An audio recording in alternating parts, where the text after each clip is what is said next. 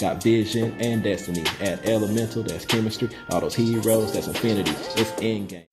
Yugi peoples, welcome to the commentary. First of all, let me apologize because I am missing the first 10 minutes of this match. So what you saw right there was the end of game one. My opponent did win the dice roll using Labrynth.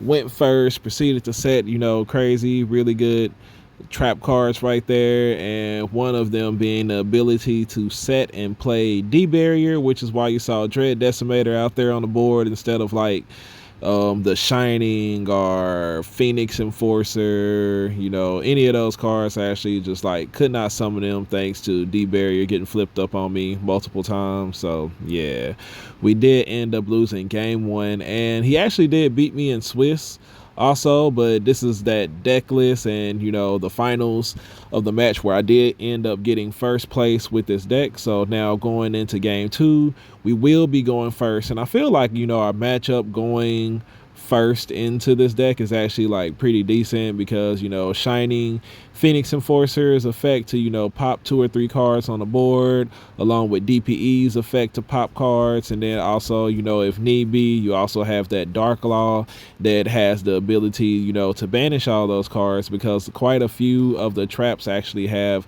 effects in the graveyard which allow them to bounce monsters back to the hand, or also to reset those trap cards and just use them again. So yeah, best to just Dark Law, banish them, eliminate the ability for them to do that right there. So yeah, now getting ready going into game two here, we just want to set up DPE, set up Shining, Neo Swingman, and just be able to pop all his trap cards and monsters before he's able to really use them effectively. And as you can see, we opened up with an all monster hand here pretty much, but we do have the Ferris Mally combo, so we're just going to be able to go full combo here. We're going to make sure our first add is Polymerization, just in case he did open up with that Droll. That way we can at least have DPE out on our board and be able to make and have some plays here. So yeah, there goes that first add. It'll be Polymerization, no interruptions or anything here, so we're going to continue out the rest of the turn. Since we already have Denier engraved, we're going to go ahead and banish the Mally, get that free putback, get that free special summon, and we're going to grab our Strato since we didn't normal summon this turn, and we're going to use that to grab our boy Liquid Soldier. Go ahead and make our Infernal Devicer to search out our OG Vanilla Neos. And one of the things, like I always do, a lot of people don't do this, but I always end up drawing the Mally if I don't special summon him out to the board. So yeah, we're going to go ahead and make the Wonder Driver there. Go ahead and make our Infernal Rage and grab our favorite contact, then draw 2 and discard 1.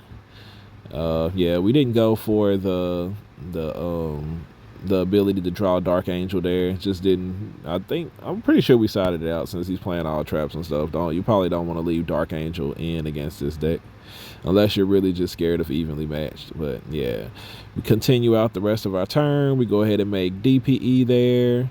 We got everything off in there just as we like to have it, and then we are going to Miracle Fusion there.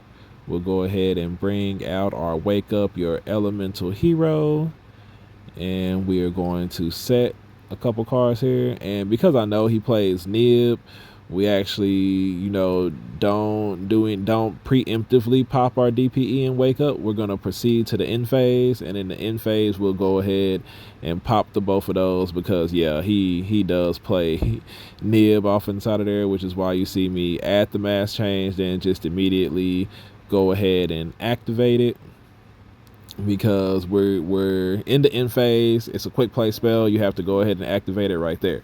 So yeah, we go ahead and do that. Yeah, there's quite a few times where he nibs me and then he discards it with one of the chair cards that allows him to tribute all my monsters without giving me a token, and then he gets like a search. So yeah, we not supposed to allow that to happen. He's going to normal summon out the one Labrynth lady, grabbing the one that allows him to activate a normal trap the turn that is set, I believe, and we're going to activate Dark Law's effect And of course, he's going to go ahead and chain that monster. It doesn't have to go to the graveyard in order for its effect to activate, even though some of the other ones do. His effect does not require that, you know, so I just read it to make sure that it just says discard. It doesn't say you have to discard it to the graveyard, and he's trying to decide which card to discard with it.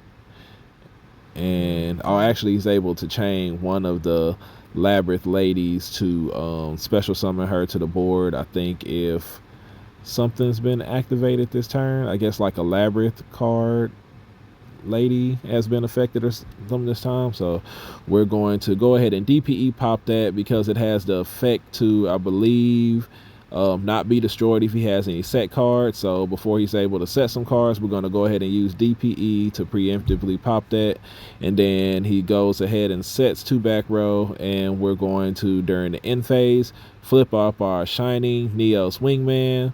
We have a light and a dark on the boards, so we're going to go ahead and destroy both of those trap cards and effectively just win that matchup right there.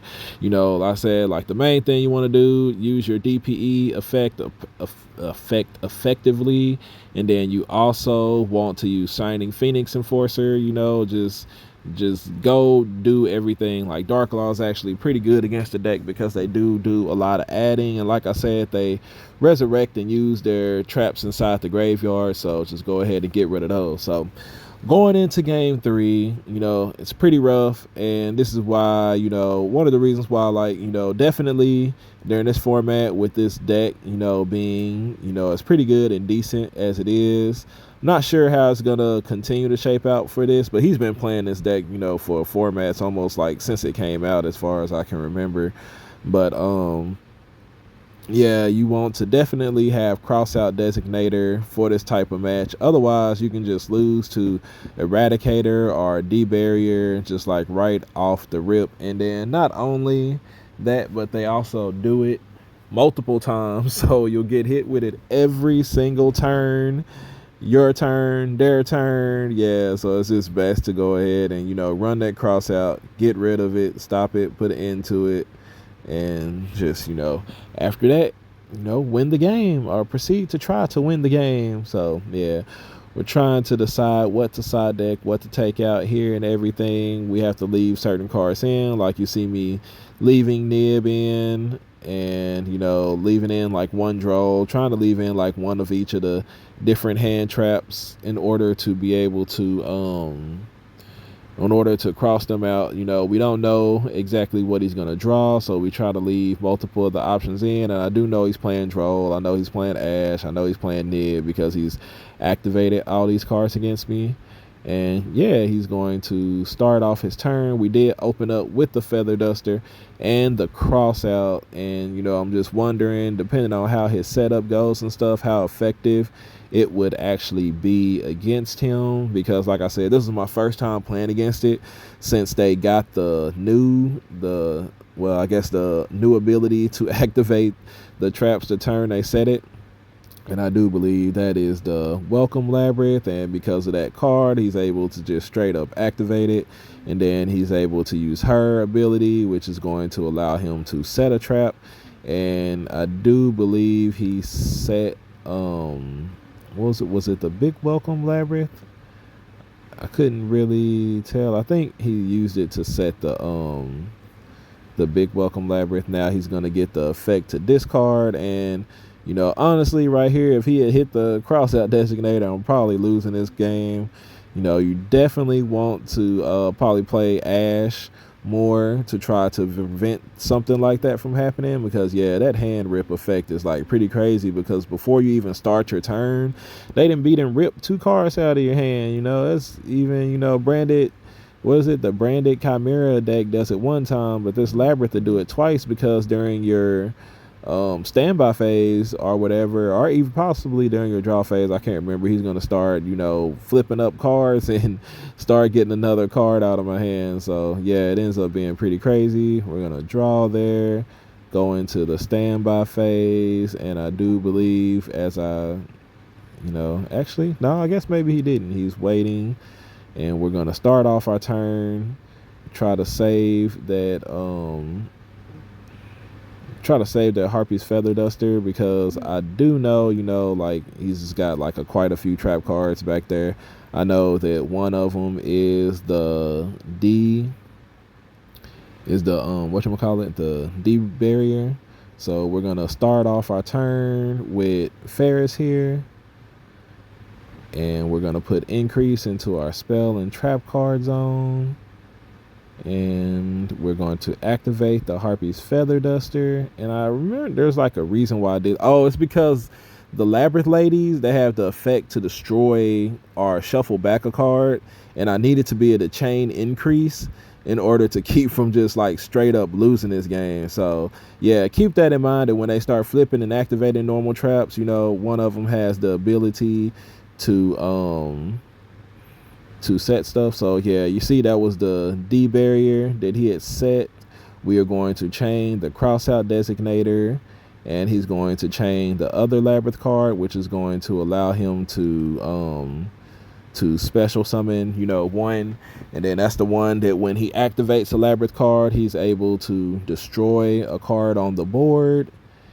And yeah, then I think he has the other Labrynth card as well. So ended up being pretty crazy turn from him. Both Labrynth cards and the D prison, that one's going to return to hand, in which he'll have the ability to re-special summon it because a Labrynth card was activated this turn. And then like I said, he'll get to set a different normal trap one, and then that one's going to allow him to I believe destroy a card on my side of the board. And he's going to we're going to go ahead and resolve my cross out there, banishing the D barrier, and then he's going to activate the one lady's effect to be able to destroy a card. Either it's destroy a card on the board or in my hand. And I make kind of like a pretty big deal about it, trying to decide which one like I feel like is more effective for him to destroy. And it's one of the, I'm trying to decide, you know, making it look like this card in my hand is very, very special, dear, and precious to me. And it's just the vanilla Neos. We go ahead and chain increases effect here to special summon him out to the board, you know, in hopes that he doesn't pick increase. Because I do believe that if increase is destroyed at this point, because his effect, you know, would happen on a separate chain, he would not be able to special summon anything. But yeah, this is like the critical moment in the duel right here. We definitely probably should have lost this game, but because I bluffed and made it seem like what it was in my hand was very important, he goes ahead and discards from my hand, and we're able to resolve increases effect to go ahead and special summon out our Vion and continue the rest of our turn here with absolutely nothing left. We got rid of all the traps, and you know, pretty much all his effects are spent, or so we thought. Yeah, we use Vion's effect to send our Mally Boy. Then we're going to banish that Ferris to go ahead and add our Palmerization from deck to hand, because we do now have Mally and Denier inside of our graveyard. We are going to go ahead and link those two together, go ahead and special summon out our Cross Crusader. We're actually like messed up pretty bad, you know, right here, because we forgot to banish our Mally in order to special summon him. And we are going to use his effect to special summon out Denier, and he goes ahead and does his nib combo thing. And yeah, one of the things I would just like to say here, actually, nah, I don't think it really matters too much whether, yeah, but we ended up getting nibbed here, and he wanted to do it before I was able to try and make DPE. But you know, he actually made like quite a few play mistakes right here, because I actually hadn't activated Denier's effect to special summon him. Since we had special summoned him off the Cross Crusader's effect, we are able to still, you know, continue out the rest of our turn. We're gonna banish the special summon Mally, then use Denier's effect to put Mally back on top right there. And trying to decide what's the best route to go here, because yeah, you know, in most cases we could just go ahead and activate, you know, DPE, but there is a way for us to do a little bit more here. We're going to go ahead and link them off into Cross Crusader. Even though we've already used Cross Crusader's effect to special summon, we can bring that Mally back out to the board and we'll be able to add a hero from deck to hand. So we're going to go ahead and add our Stratos right there.